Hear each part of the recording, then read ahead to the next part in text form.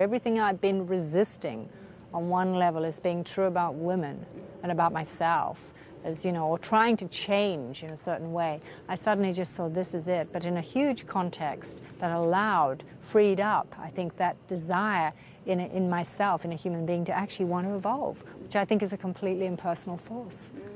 So you're no longer afraid, you're no longer proud, you're no longer of how you are as a woman, because you see it, these are structures, this is, you know. And then that's where I think too, that's where you get connected to what our purpose is as human beings, because other forms of life don't necessarily have that capacity to be self-conscious in that kind of way, therefore the capacity to evolve, to actually make changes. Right. Yeah. Can you say a bit more about that now you brought it up? Right. Well, I think, you know, we talked a little bit about the purpose emerging, why there's a sense of purpose, and I think it's inherent.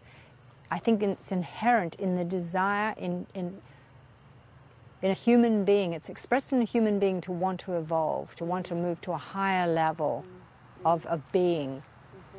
And I think that's it is inherent in the universe. If you think that, you know, if you think of evolution, it's going from, you know, from nothing to something and to ever greater expressions of something.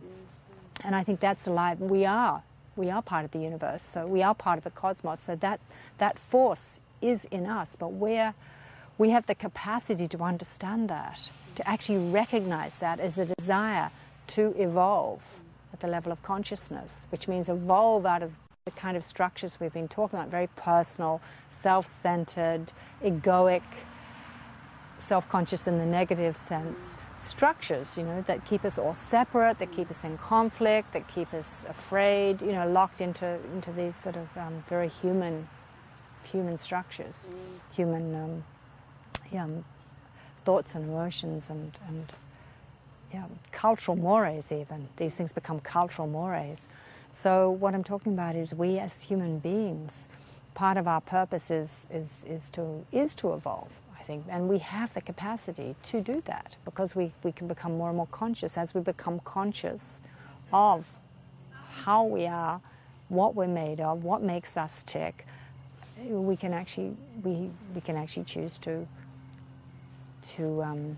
change, to transform, to literally not be bound by those structures, you know, in a blind kind of way. I mean, you know, which other forms of life don't have. I mean, a dog can only be a dog. It can't, do you know what I mean? Or a tree, you know, there's a certain level of parameter to tree consciousness at this point anyway, but with a human being, we literally have, at this point, unlimited potential, it seems.